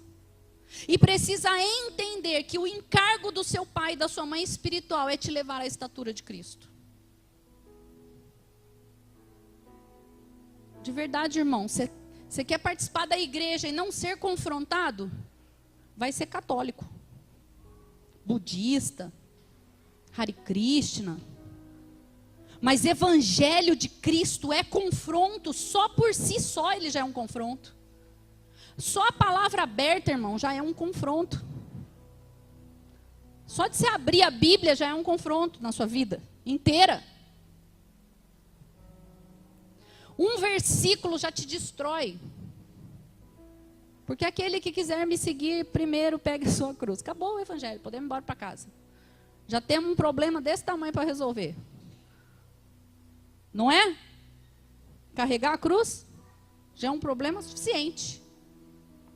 Entenda que você precisa ser confrontado para que você viva a edificação. É para isso que existe pais espirituais, líderes, pastores, pode dar o nome que quiser, isso não muda. O propósito da igreja, a igreja existe por um propósito. Edificar a cada um a estatura do varão perfeito. Você já é a estatura do varão perfeito, irmão? Então você precisa ser alinhado. Então você precisa ser confrontado. Você precisa ir para a cruz e entregar o seu espírito. E lá na cruz vai ter um carrasco, não vai? Para te pregar nela? Ou você se auto-prega na cruz? O seu carrasco é o seu líder. Bem-vindo ao evangelho. Ele é o seu carrasco. Literalmente, ele é o seu carrasco. A gente brinca lá no MDA, mas é uma brincadeira muito séria. Tem dias que o povo quer bater na gente. Pastor, essa semana não vai dar para ir no MDA. Não, por quê? Porque eu nem engoli a semana passada ainda. Ainda o sapo está entalado aqui, ó. Não tem problema, irmão, você ter dificuldade. Mas fale. Tá bom, irmão, vou te dar uma semana para o sapo da semana passada descer, porque semana que vem tem outro. Então desce, digere e vem preparado, porque já tem mais uma pereba para a gente tratar. Irmão, você tem que saber para onde você está indo. Jesus não foi para a cruz por engano. Ai, vou dar um rolê ali, dar um mergulho no Mar da Galileia. Estou no Gólgota. Ai, que susto. Não, você vai para o seu discipulado sabendo que o bicho vai pegar para o seu lado. E o seu líder, ele tem que ter liberdade para isso. Eu não estou dizendo que ele vai fazer isso sem amor, porque você só corrige se você só pode levar alguém a Cristo se você ama essa pessoa. Você não pode liderar quem você não ama. E vocês têm líderes que amam vocês, que oram por vocês. Você tem que saber disso, que o papel deles é esse. O papel de um discipulador é levar você à estatura de Cristo. O papel de um discipulador é num dia de comunhão da igreja, que eu sei que vocês têm comunhão, assim como a gente tem lá também, o dia lá do churrasco, o dia que está todo mundo lá. Filho, o seu discipulador está de olho em você na comunhão, porque na comunhão ele pega um monte. Ó, na comunhão ele pega os lances. E no dia do seu discipulado ele vai falar, olha, lembra na comunhão então, peguei uma fofoquinha, hein? Você tem que estar pronto para isso. Porque a fofoquinha pode estar impedindo o seu propósito. A fofoquinha pode estar impedindo o seu chamado. É para isso que existem pessoas nas nossas vidas, para nos levar à estatura de Cristo. É para isso que existem os apóstolos que lançam fundamentos, que existem os profetas que denunciam os pecados, que existem os mestres que vêm com o embasamento da palavra, e os evangelistas que ampliam a sua visão, e os pastores que têm a fama de serem amorosos, de trazer para perto. E eles fazem isso mesmo. Mas pastores que têm um propósito de te trazer para perto, para te limpar, para te corrigir, para te alinhar. Sabe para que serve um cajado? Para te trazer para perto. Sabe o que um pastor faz com uma ovelha rebelde? Pega esse mesmo cajado que puxou ela para perto e quebra a perna dela. E põe ela no ombro. Vocês já viram? E ali no ombro dele, ele vai curando a perna dela. E vai ensinando ela que não é para ir para longe. Para ela ir pegando o cheiro dele. E quando ele põe ela no chão, ela nunca mais sai de perto do rebanho. Ela é a ovelha mais fiel. Então, quando o seu líder quebrar a sua perna, não é para você ficar berrando. É para você aprender a andar perto dele. Quando o seu líder te der uma gravata e te trazer para perto, é para você entender que ele está agindo com amor, para você não cair num precipício. Não é para você ficar todo rebeldinho, achando que ele não te ama. Saia dessa visão de amor almático, amor ágape, em Cristo, lembra? Comece a se preocupar quando você não for mais corrigido. Aí você se preocupa. Essa moça que eu falei aqui, ela queria sair da igreja porque ela foi corrigida pela discipuladora dela, por uma outra pastora lá da nossa casa. Foi corrigida, você está errada. Você agiu de forma errada. E ela ficou ofendida por ter sido corrigida e veio falar comigo. Porque a pastora fez isso e isso. Eu falei, e ela está certa? Você está errada mesmo? Então eu vou sair. Nós estamos aqui te amando. Incondicionalmente. Mas você está errada. E ela foi mesmo. Foi embora. Há 2 dias atrás, ela ligou para a pastora dela, que discipula ela. Pastora, posso ir no discipulado? Pode. Pode vir no discipulado. Quem te corrige te ama. Quem te corrige te promove. Quem te corrige não está desistindo de você. Nós não podemos responder automaticamente às circunstâncias. Uma pessoa almática se torna um infeliz crônico. Porque uma pessoa almática, tudo para ela é emocional. Uma pessoa almática se move por resultado, não se move por fruto. Uma pessoa almática se move por comparação. Mas por que, Senhor, se eu sou de Deus... E o meu ministério, quantas pessoas tem lá na igreja? Umas 60 pessoas? Nosso ministério só tem 60 pessoas. E a pessoa fulana tem uma igreja de 245 pessoas. Irmão, isso é alma, comparação é alma. Nossa, mas eu queria mesmo ter como meu pastor. Uma vez eu fui pregar numa igreja fora. E vieram as meninas da igreja no fim do culto de mulheres. Pastora, me abraçaram, me beijaram. Glória a Deus, abracei. Eu amo essa igreja que eu fui pregar. Pastora, por que a nossa pastora não é assim como você, né? Falei, porque ela não sou eu, né? Porque você é tão assim, você abraça, você beija. Falei, irmãs, dê glória a Deus pela pastora que você tem. Ela é uma mulher de Deus. Eu conheço ela de dentro da casa dela. por que você está me comparando de ser melhor que ela? Porque eu vim aqui trazer uma palavra? Seja grata pela pessoa que Deus pôs na sua vida. Seja grata por quem cuida de você. Não fique me comparando com ela. Eu venho aqui uma vez por ano pregar. Uma vez por ano você já consegue julgar que eu sou melhor que a sua pastora, que está orando por você o ano inteiro? A mulher está orando o ano inteiro por você. E você acha que eu sou melhor que ela porque eu vim aqui e te dei um abraço? Não despreze quem Deus pôs do seu lado. Não despreze quem escolheu ter um propósito para quem está perto de você. As respostas almáticas, elas trazem soluções rápidas e indolores e vantajosas. Por isso que a gente gosta delas. As respostas almáticas são um atalho, mas elas também são uma ilusão e uma mentira. Diante de qualquer circunstância, amados, difícil, seja na igreja, fora dela, pergunte para Deus: Deus, o que o Senhor quer me ensinar nisso aqui? Porque eu não quero reprovar nessa prova. Porque, irmão, quando você não passa, você toma bomba, você faz a mesma prova. Até passar, não é assim?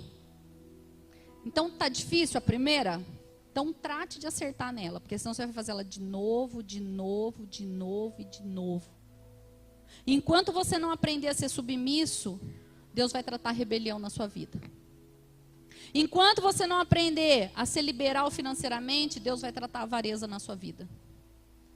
E por aí vai. Então aprenda a lição. É impossível pular processos. Circunstâncias servem para nos forjar, para nos amadurecer.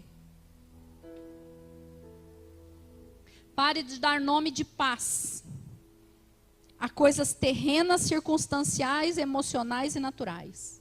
Não, pastora, mas eu estou em paz. Pastora, você pode fazer o meu casamento? Falei, claro que não. Não? Por que não? Eu falei, porque o seu marido tem mulher. Claro que eu não posso fazer seu casamento. Seu marido é casado, minha filha. Como é que eu vou fazer seu casamento? Não, mas eu fui orar e eu estou em paz. Paz do Satanás, irmão. Porque paz de Deus aqui não é. Que paz é essa? Irmã, você está em paz? Tô. Fui orar, estou em paz. Irmão, só tem uma paz que vem de Deus.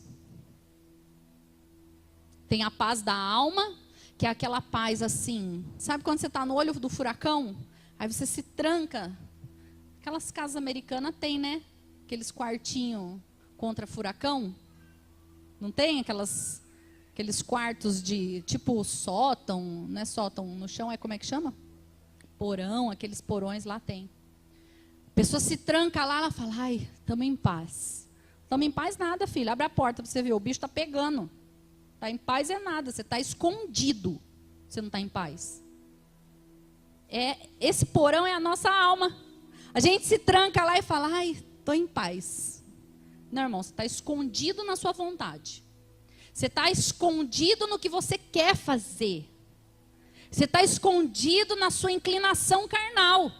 Mas abre a porta para você ver o que o Espírito Santo vai fazer com a sua vontade. Está lá. Os furacão passando lá em cima. Paz. A paz que excede todo entendimento. Eu me sinto em paz. Paz não se sente. Paz se vive. Não estou sentindo uma paz de não ofertar esse mês. Está sentindo, irmão, de ofertar? Não, estou sentindo uma paz de casar com o marido da outra. Uma paz, pastor, invadiu assim o meu coração. É seu coração que ela invadiu mesmo, que é mais enganoso do que todas as coisas. Por isso que a gente não vive pelo coração, né, irmã? A gente vive pelo Espírito. Não é pelo coração que a gente vive. Paz não é um sentimento, paz é Cristo. Ele é o príncipe da paz. Está em paz, sabe o que é a paz de Cristo? É o próprio Cristo. Pastor, eu posso casar? Pode, seu marido está em Cristo. Você está em Cristo? Então pode casar. Não, não está em Cristo, então não é paz. Paz é Cristo. Ai, o Lincoln roubou a minha paz. Quem já falou isso? Ai, fulano, eu entro na igreja, fulano rouba a minha paz. Irmão, só te rouba a paz quem tem poder de te roubar Cristo.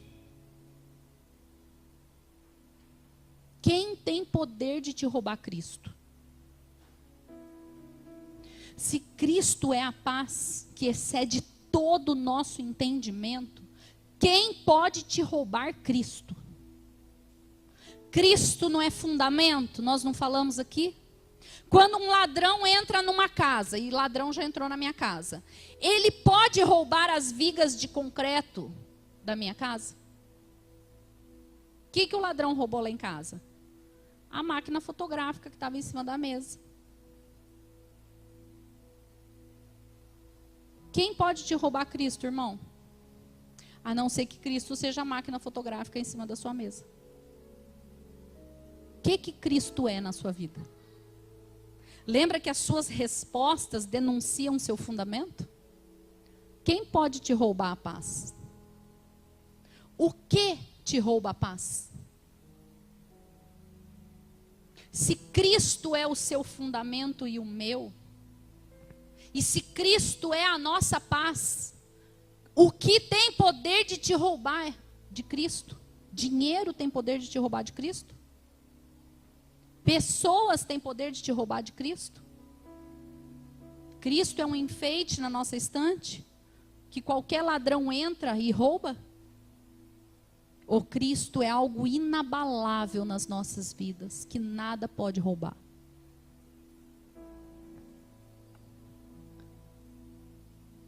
João 14, 27. Já estou encerrando.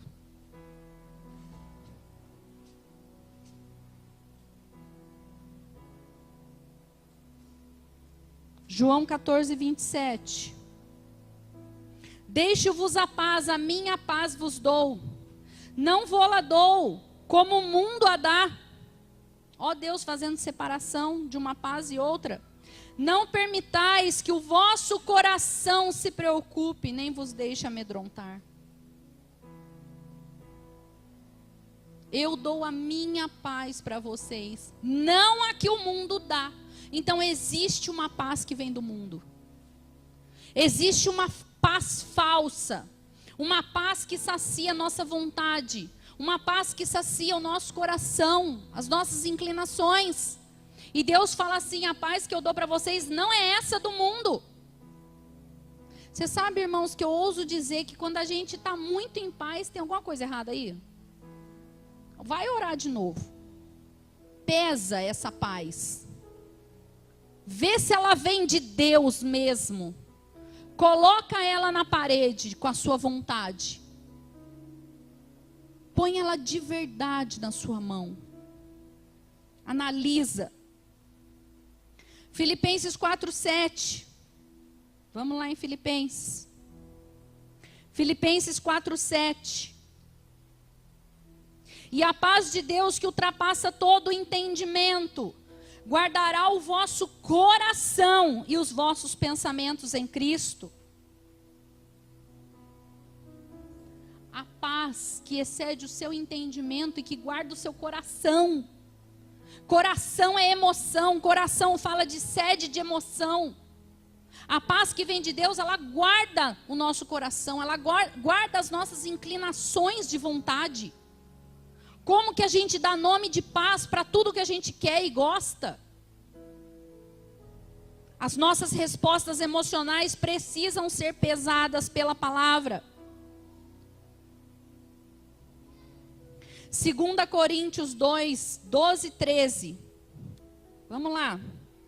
2 Coríntios 2, 12 e 13.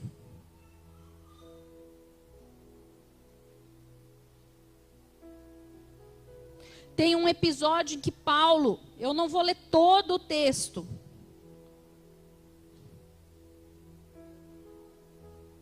Quando cheguei a Troade para pregar o evangelho de Cristo, ainda que essa porta me tivesse aparência de ser aberta pelo Senhor, não tive plena paz no meu espírito, porque não encontrei ali o meu amado Tito.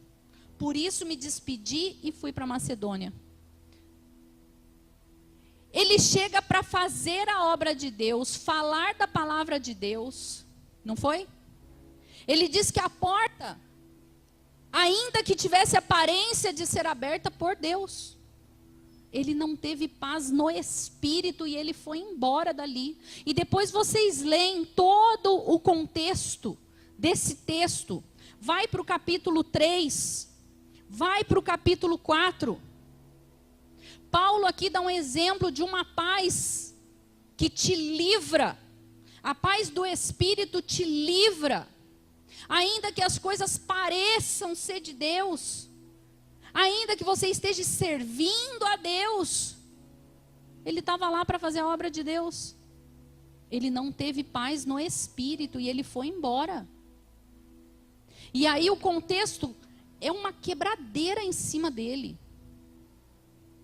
É uma quebradeira em cima de Paulo. Se eu não me engano, no versículo 6, eu não sei nem se eu marquei aqui. Ah, marquei. No capítulo 6, de 1 a 10, Paulo vem falando que a coisa está feia. Que por fora... Eu vou até ler, gente. Eu vou até ler. Só o pedacinho aqui. No capítulo 6, ele diz assim, ó. E nós, como cooperadores de Deus, vos exortamos a não acolher a graça de Deus de forma inútil. Porquanto disse o Senhor, eu te ouvi no tempo oportuno e te socorri no dia da salvação. Com a certeza vos afirmo de que esse é o momento propício, agora é o dia da salvação. Não damos motivo de escândalo em atitude alguma. Ao contrário, como servos de Deus, recomendamos de todas as maneiras e em muita perseverança, em sofrimentos, privações, tristezas, aflições, prisões, tumultos, trabalhos árduos, açoites, sem dormir, jejum, pureza, conhecimento, paciência, bondade, no Espírito Santo e amor sincero, na palavra da verdade, no poder de Deus, com armas da justiça, tanto no ataque como na defesa, por honra e por desonra, por difamação e boa reputação, tidos por desonestos sendo verdadeiros, como desconhecidos porém conhecidos. Irmãos, ele sai de Troade, vai para Macedônia e começa a viver isso aqui, ó. Aí você pensa, então aquela porta que ele não entrou era de Deus? Não. Ele não teve paz no espírito porque Tito não estava do lado dele. E ele sai de lá e dá tudo errado aos olhos humanos. Mas aos olhos de Deus está tudo certo. Nem sempre a paz de Deus vai te trazer circunstâncias favoráveis. Nem sempre a paz do Senhor vai manifestar circunstâncias de calmaria. Às vezes as circunstâncias vão estar terríveis e você está na paz de Deus. Paulo foi para Macedônia e deu tudo errado aos olhos humanos, mas ele estava no centro da vontade de Deus. No capítulo 7, lá no versículo 1, ele diz: amado, visto que temos essas promessas, purifiquemos de tudo que possa nos contaminar o corpo, a alma, aperfeiçoando santidade no temor de Deus. Acolhei-nos em vosso coração, e ninguém tratamos com injustiça, nenhuma pessoa prejudicamos, a ninguém nos aproveitamos. Versículo 5, pois nem quando chegamos à Macedônia tivemos descanso. Lembra que ele saiu de lá por falta de paz no espírito e veio para a Macedônia? E na Macedônia começou a dar tudo errado? A paz que excede todo o entendimento. Você vai passar por situações que no seu entendimento humano está dando tudo errado. Para Paulo estava tudo certo. Porque ele saiu do lugar onde ele estava, que tinha a aparência de uma porta aberta por Deus, mas que no espírito ele não teve paz. E ele saiu de lá, foi para Macedônia, começa a dar tudo errado. Mas ele tinha convicção do que o Espírito estava testificando nele. E ele fala, chegamos a Macedônia, pois nem quando chegamos a Macedônia tivemos descanso. Pelo contrário, fomos atribulados extremamente, lutas internamente, temores.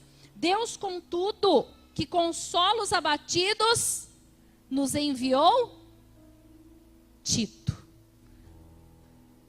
Quem foi que não trouxe paz ao espírito dele por não estar presente? Tito. Lá no capítulo 3, ele fala, não tive paz no meu espírito, porque Tito não estava. Ele chega na Macedônia, dando tudo errado. Encontramos Tito. Podemos passar por tudo isso, mas tinha um propósito de Tito estar junto. Você precisa entender o propósito. Pare de querer entender circunstância, irmão. Entenda propósito. Circunstância pode estar dando tudo errado, mas se for propósito, você está no centro da vontade de Deus. Pare de querer explicar a circunstância. Pare de querer decifrar a circunstância. Aos olhos humanos estava dando tudo errado, mas ele entendeu no espírito dele. O Espírito Santo incomodou ele. Você tem que ir embora daqui. Tito não está aqui. E ele vai para Macedônia, dá tudo errado, mas lá ele encontra Tito. Ele fala, o consolo veio pela vida de Tito. E depois você lê o capítulo 7 inteiro. Como houve alegria em meio a toda aquela tribulação. Porque Tito estava trazendo uma resposta da igreja para Paulo. Então Paulo estava atribulado, estava com a alma atribulada, mas na mão de Tito havia uma resposta que ia fortalecer o ministério de Paulo.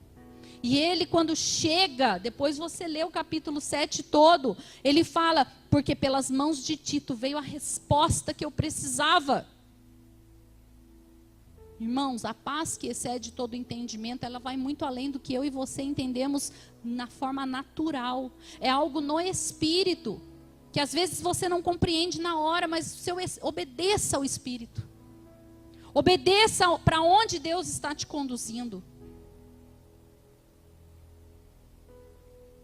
Já estou acabando. Filhos que compreendem que a unidade é no Espírito, não conseguirão cumprir o seu propósito. Efésios capítulo 4, versículo 1 a 16, que é o texto que nós falamos aqui. Precisamos compreender que as circunstâncias, irmãos, elas cooperam para nos forjar no caminho que o Senhor tem para nós. Efésios 4, nós vamos ler do 1 ao 16. Portanto, eu, prisioneiro do Senhor, suplico-vos que andeis de modo digno para com o chamado que recebestes, com toda a humildade e mansidão, com paciência, suportando-vos uns aos outros em amor, procurando cuidadosamente manter a unidade do Espírito no vínculo da paz. Há um só corpo, um só Espírito, da mesma forma que a esperança para a qual fostes chamados é uma só. Há um só Senhor, uma só fé, um só batismo, um só Deus e Pai de todos, que é sobre todos, por meio de todos e em todos. E cada um de nós foi concedida a graça, conforme a medida repartida por Cristo. Por isso é que foi declarado, quando ele subia em triunfo às alturas, levou cativo muitos prisioneiros e distribuiu dons aos homens. E o que significa ele subiu, senão que também desceu às partes mais baixas da terra? Aquele que desceu é o mesmo que semelhantemente subiu muito além de todos os céus, para preencher tudo o que existe. Assim ele designou um para apóstolos, outros para profetas, outros para evangelistas, outros para pastores e mestres, com o propósito de aperfeiçoar os santos para a obra do ministério, para que o corpo de Cristo seja edificado, até que todos alcancemos a unidade da fé e do conhecimento do Filho de Deus e cheguemos à maturidade, atingindo a medida da estatura da plenitude de varão perfeito, Jesus Cristo. O objetivo é que não sejamos mais como crianças, levados de um lado para o outro por ondas de doutrina, nem jogados para cá e para lá, por todo o vento teológico e pela malícia de certas pessoas que induzem os incautos ao erro. Incauto é ingênuo. Longe disso, seguindo a verdade em amor, cresçamos em tudo naquele que é o cabeça, Cristo. Dele todo o corpo, ajustado, unido pelo auxílio de todas as juntas, cresce e edifica a si mesmo em amor, na medida em que cada parte realiza a sua função. Nós precisamos entender que temos um propósito quando nos movemos em unidade. E a unidade, diz aqui, é pelo vínculo da paz. As nossas respostas precisam ser espirituais. Precisamos sair do campo da alma. Amém, igreja? Ainda que a paz tenha cara de guerra. Nós tivemos a conferência de homens lá no reino, né? Conferência de homens, o tema dela foi: se você quer paz, prepare-se para a guerra. Porque a paz que excede todo entendimento tem grande chance de ter cara de guerra. A paz que excede todo entendimento entra em guerra com o padrão babilônico desse século. É a primeira guerra que você vai travar para ter paz de espírito. A paz de espírito entra em guerra com o sistema de pensamento caído do homem. Então, irmão, todo pensamento caído dentro da sua cabeça e do seu coração, você precisa entrar em guerra. Essa é a paz que excede todo entendimento. É você permanecer fiel a Deus, ainda que dentro de você esteja sendo travada uma guerra. Todo padrão adâmico tem que cair diante da paz que excede todo entendimento. Ainda que a paz que excede todo entendimento tenha que travar a guerra com as trevas. Nós estamos travando uma guerra tenebrosa, irmãos, nesse tempo. Amém?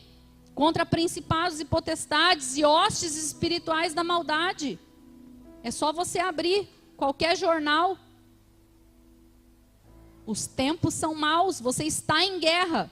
Mas a paz que excede todo entendimento, que é do Espírito, traz discernimento para você saber exatamente o que você tem que fazer. A paz que excede todo entendimento entra em guerra com uma igreja profanada. Irmãos, nós estamos em guerra contra uma igreja profanada, uma igreja pecaminosa, uma igreja que eu posso ter 3 esposas, uma atrás da outra, 3 maridos, uma igreja que eu posso ministrar e ter uma vida de prostituição, mas eu estou aqui no altar. Importante é que eu estou adorando o Senhor. Importante é que eu sou pastor da boca para fora, mas da boca para dentro a minha família está destruída, meus filhos estão perdidos. Eu sou crente domingo à noite, mas de segunda a sábado eu sou um mentiroso, um profanador. É essa guerra que nós estamos travando, não é outra igreja não, irmãos, é nós. O negócio é nós mesmos. Fecha a porta da sua casa e vê se tem uma igreja sadia da porta para dentro. O primeiro ministério que você precisa levar a Cristo é a sua casa. Homens que não são homens. Porque o lance agora é o homem ele tem que fazer feijão. A onda agora é que o homem tem que... Eu não sou contra o homem fazer feijão, porque o Lincoln faz tudo, graças a Deus. Mas não é papel dele fazer. Ele faz para me ajudar, mas não é papel dele fazer. Mas nós estamos numa desconstrução. Estamos castrando os homens na sua identidade de macho, sacerdote. Nós mulheres estamos fazendo isso. Que é a gente que cria os homens, não é? Não é a gente? Com a nossa mente feminista. Igreja profanada. Igreja com um monte de homem que não sabe ser sacerdote. Depois a mulher fica lá reclamando. Ai, pastora, meu marido não toma a frente. Claro, você não sai da frente. A gente quer direitos iguais. Que direitos iguais, irmã? Você é mulher, ele é homem. Você tem um papel, ele tem outro. Você tem direitos iguais diante do Pai. Mas como papel, cada um tem o seu. Aí a gente vai profanando a palavra, porque lá fora é a moda. Então, todas as minhas amigas são feministas, como é que eu vou falar que eu não sou? É chato. Irmão, chato é o irmão do carrapato. Uma igreja que não se posiciona na verdade do evangelho. Homens abobados e mulheres machas. Está na Bíblia isso? Não está, irmãs. Não está na Bíblia, a gente não tem que ser macha. Você não precisa ser macha, você já tem um macho para te proteger. Porque se tiver só um paraquedas, irmã, é você que vai no paraquedas. Glória a Deus, aleluia, se você tiver um homem do seu lado. Porque ele tem que dar a vida por você. Não é isso que a Bíblia diz? O paraquedas é meu. Agora, se você é macha, ele vai olhar para você e falar assim, ué, filha, direitos iguais. Eu peguei primeiro, tchau. E você explode lá no avião. Não é? Mulheres, honrem os seus maridos. Homens, amem as suas esposas. Mas a gente deixa profanar a igreja. A gente deixa o conceito mundano profanar a igreja. E aí a gente não tem mais alegria de ser mulher. E os maridos não têm mais virilidade de ser homem. E as crianças estão bem confusas, não é? Estamos em guerra contra a quebra de princípios. A paz que excede todo entendimento é aquela onde todas as coisas cooperam para o bem daqueles que amam a Deus e são chamados segundo o seu propósito. Isso é paz. Onde tudo coopera para o seu bem. Os irmãos de José cooperaram para o bem dele em vendê-lo. Até a mulher lá do Potifar cooperou para o bem dele em enviá-lo à cadeia. Porque foi lá na cadeia que ele conheceu o copeiro. E foi o copeiro que cooperou em contar para o faraó que tinha um cara que interpretava sonhos. Irmãos, não queira entender circunstância. Responda espiritualmente a elas. Senhor, se eu estou no meio do pau, tem um propósito. Senhor, se eu estou na escassez, tem um propósito, me ensina. Senhor, pega a circunstância que você está vivendo e responda espiritualmente a ela. Amém? Precisamos entender espiritualmente e responder espiritualmente a todas as coisas. Amém, amados? Fique de pé. O Senhor, nossa, eu super mega ultrapassei a hora, né? Vocês não fizeram assim para mim, tá vendo? Aí eu, vem aqui, irmão. É você que ora no final? Vem aqui. Irmão, amadureça, não apodreça, amém? Levante sua mão. Senhor, em nome de Jesus, nós agradecemos, Deus, por essa noite. Que o Senhor possa nos ensinar nesse tempo a termos uma resposta espiritual em meio a tantas emoções, Pai. Que as circunstâncias, Senhor, possam extrair de nós uma ação do Espírito, e que o Senhor nos conduza pelo Espírito, porque como nós lemos aqui na palavra, Senhor, tudo foi feito para o Senhor e no Senhor, e sem o Senhor nada do que foi feito se fez. Nós precisamos ter uma mente e um coração, Senhor, sujeitos ao Espírito Santo, e que o nosso Espírito receba essa impartição do céu, Pai, nas nossas vidas. Nós te honramos nessa noite, nós te louvamos nessa noite, e nós denunciamos todas as ações almáticas das nossas vidas, Pai. E nós queremos e nós declaramos que vamos viver um tempo de maturidade espiritual nessa casa, Senhor. Em nome de Jesus Cristo, que o Senhor levante aqui, Senhor, nessa igreja, filhos maduros, filhos maduros, filhos levados à estatura de Cristo, Senhor, para que eles possam cumprir os propósitos do Senhor nessa terra, Pindamonhangaba, também chamada terra de adoradores, em nome de Jesus Cristo, amém e amém.